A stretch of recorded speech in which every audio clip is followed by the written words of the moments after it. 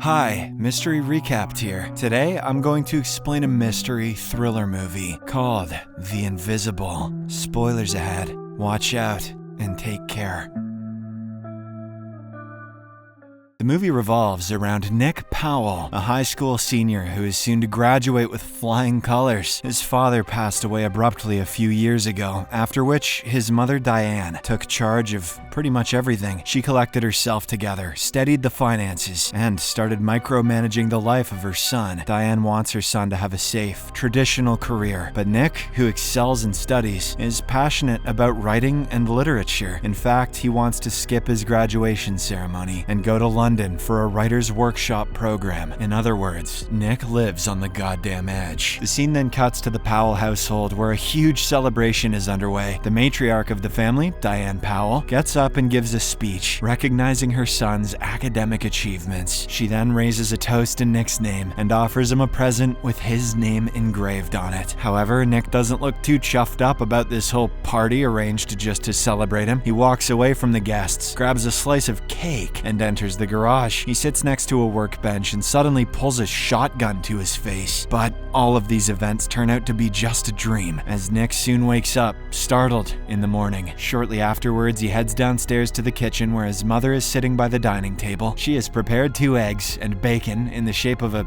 smiley face for breakfast. Yep. Diane is busy reading the newspaper when Nick interrupts her. He asks whether she has thought about the writer's workshop in London. Rather dismissively, Diane replies that she doesn't need to think about it, as Nick already knows how she feels about the workshop. It is obvious that she wants her son to stay in America and focus on his career. After this bleak start to the day, Nick grabs his cycle and heads to school. It is revealed that he does homework for his fellow students in exchange for money. He hands one of his friends an assignment and makes himself a quick buck in the school's corridor. At the same time, Nick's best friend Peter Egan is being bullied by a gang of students in the boys' bathroom. The gang's leader is a ferocious girl named Annie Newton, who frequently involves herself in all manners of petty crime. She has sold a stolen phone to Peter a few days ago, and he had given half of the money at the time. Now she wants the rest of the cash, but Peter doesn't have a penny on him, and he threatens to cut off his finger if he doesn't give the money soon. She then leaves the bathroom, and her minions follow her. Good one, Annie. So rad. During lunchtime, Nick approaches her group and offers to pay for the phone that his best friend bought from her. He puts a wad of cash on the table and asks Annie if that is enough. However, she doesn't respond kindly and tells him to mind his own business. Nick then bends down and tells Annie that she is an emotionally broken person. This expectedly offends the bully, and she tries to launch an attack on him. Moments later, both of them are reprimanded and taken to the principal's office. The headmaster inquires about the incident, and Nick jokingly responds that Annie finds him attractive, but the principal is in no mood for silliness and promptly tells Annie to go home. He then warns Nick not to waste time on people who have no future in front of them. Elsewhere, Annie returns to her flat, a messy, broken home where she lives with her stepmom, father, and a younger brother, Victor. Her stepmom is busy smoking and watching TV, ignoring all of her responsibilities. This enrages Annie, who berates her for not feeding Victor. She threatens her to get up from the couch and not spend the whole day blowing cigarettes. Stepmom complains to her husband, asking him to say something, but he agrees with Annie. Soon, the couple starts arguing, and loud profanities can be heard throughout the house. Stop blowing cigarettes. Stop blowing other dudes. There's no pleasing you. But Annie seems to be used to it, so she simply feeds Victor and goes to her room. Later that night, Peter comes to Nick's house and the two friends have a conversation. Peter asks if Nick is going to the party that's being hosted by one of their classmates. The latter responds that he won't, as he has somewhere else to go. Nick then hands him a book in which he has hidden a plane ticket to London. This finally makes Peter understand that his best friend is flying away to participate in the writer's workshop program. He asks if Mrs. Powell knows about this, and Nick replies that she doesn't. He claims that after his father passed away, his mother has suffocated him by planning his entire life in great detail. In the meantime, Annie goes out with her delinquent boyfriend, Marcus Bohem. They head downtown where Marcus breaks into an expensive-looking car. Annie ups the ante by shattering the window of a jewelry shop and stealing a lovely necklace from it. The duo then flees in the stolen car, likely to commit hit and runs for funsies just as the cops arrive at the spot. The next morning, Annie prepares to head to school after spending the night with her criminal boyfriend. Marcus asks her to leave the bag with the stolen jewelry, but it seems that she doesn't trust him all that much. This enrages Marcus so much that after she leaves, he informs the authorities about her crime. Sometime later, Annie reaches school and stores the stolen necklace in her locker. Peter, who is standing nearby, accidentally notices her doing so. He is about to get out of the way when Annie sees him staring towards her direction. Things begin to go bad when shortly afterwards the cops arrive at the school and arrest Annie for theft. They also break into her locker and discover the stolen jewelry. Annie later phones her lover and informs him that she has been arrested. He pretends to be innocent while she claims to know who snitched on her. Later, when Nick gets home, his mother informs him that the airline had called in. She reveals that his flight has been rescheduled, which makes it obvious that she now knows about his London trip. Panicked, Nick says that he can explain, but his mother seems disappointed by his actions. Later that night, Peter is headed to a house party when he is suddenly attacked by Annie and her group. She thinks that Peter was the one who snitched on her and wants to take revenge for it. Poor Peter is so nervous that he makes up a false story on the spot. Thinking that Nick is already on his flight to London, he lies that it was Nick who had informed the police about the whole thing. The scene then shifts to the house party where we see that Nick has changed his mind about going to London. In fact, he hands his ticket and hotel booking documents to a random girl at the party. He then leaves the house and goes for a walk, only to be followed by an old, beat-up car. It turns out that Annie and her goons are tailing him. As soon as he reaches a rather quiet stretch of road, they disembark from the vehicle and start beating him up. Pete is forced to watch on from inside the car as his best friend gets mercilessly kicked to the floor. Seconds later, Annie goes up to Nick and sarcastically asks him who is the broken one now. Nick snaps back and responds that she is still the emotionally broken one. This makes Annie incensed, and in a moment of madness, she kicks Nick with all her might. The poor guy then rolls down from the street and hits his head on a rock.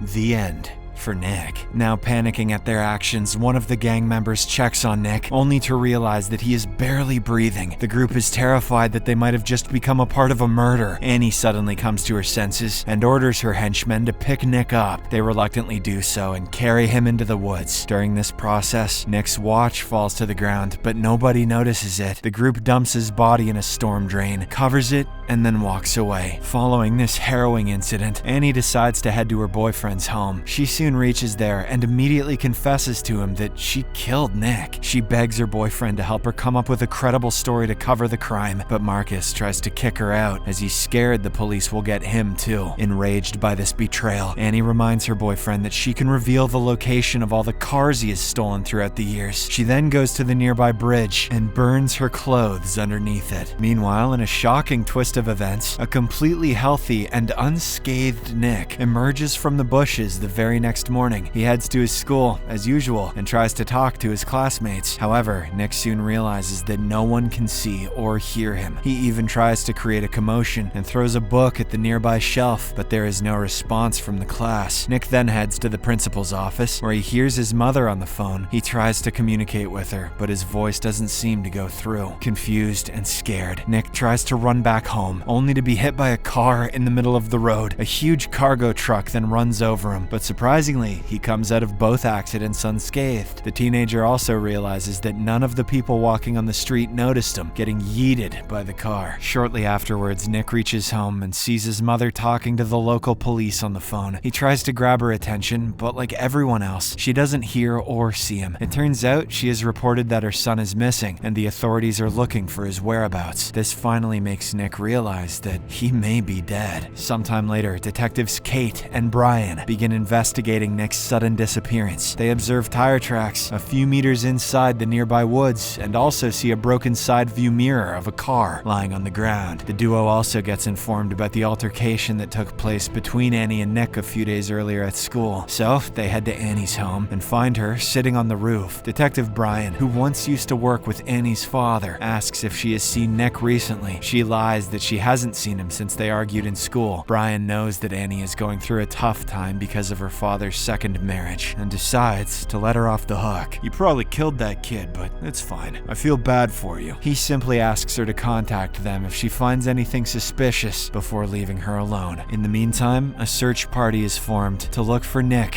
in the woods. Where the hell is Pete in all this anyway? Elsewhere, Nick, who has accepted that he is now dead, is in his room pondering what to do. He soon notices a beautiful bird on the porch railing right outside the room. The bird seems to be gravely injured and is about to die when a live bird suddenly appears on his shoulder. It looks exactly like the injured one, and Nick grabs it in his hand, but the live bird disappears at the same moment when the injured bird dies on the porch outside. This finally makes Nick realize what's happening. He is not dead, but is having an out-of-body experience. His spiritual form will vanish once he actually dies in the real world. Meanwhile, Detective Brian visits Marcus in his garage and inquires about the jewelry shop robbery. Marcus says he has no idea about the incident and lies that he was working here, but the detective isn't fully convinced and asks Marcus to call the police station if he meets Annie. Later that day, a nervous Marcus stops Pete on the street and informs him that he is being pursued by the cops. The duo return to the woods where Nick was last seen. They then quietly take out Nick's body from the storm drain and take it to a different location. Following this, Marcus decides to get rid of Annie once and for all, as he believes she is getting out of hand. He asks to meet her near a train station, but says that he simply wants to talk to her. Annie, in turn, calls Peter to the meeting place as well, completely unaware that he is being tailed by the police. Sometime later, all three of them arrive at the designated spot. Marcus immediately makes his intentions clear and pulls a gun on Annie. He then orders Pete to keep his mouth shut and allows him to go back home. But at this moment, several cops arrive at the location. Annie takes advantage of the distraction and snatches the gun from Marcus before running away to safety. Nick,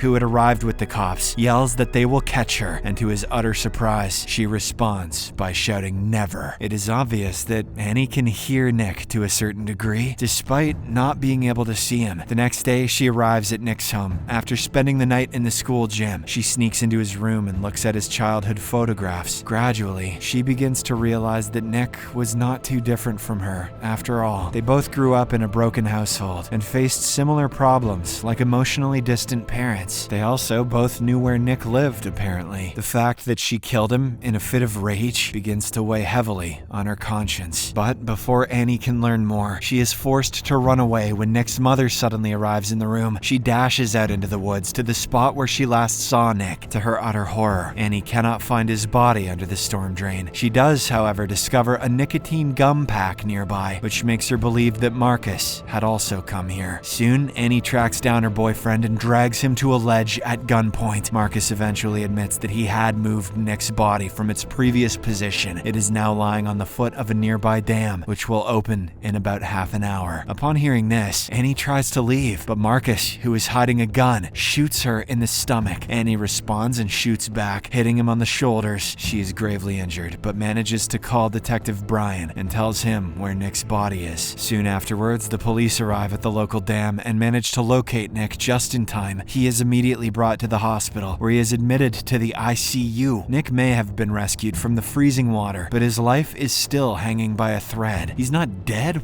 What? On the other hand, Annie, who is bleeding profusely due to the gunshot wound, stumbles into the hospital. Her conscience is heavy, and she wants to repent for all the horrible deeds she has done. So, she walks into the ICU, where Nick is being kept, and begs him for forgiveness. Annie lies down by his side, and slowly, Nick's spirit returns to his own body. Unfortunately, by this point, Annie has lost too much blood, and she eventually succumbs to her injuries. Her final act was to save the very person whom she hated only a few days ago. The movie comes to an end as Nick visits Annie's brother Victor a few weeks later and plays with him. Subscribe for more videos like this, turn on notifications, and leave a like to help the channel out. Thank you for watching.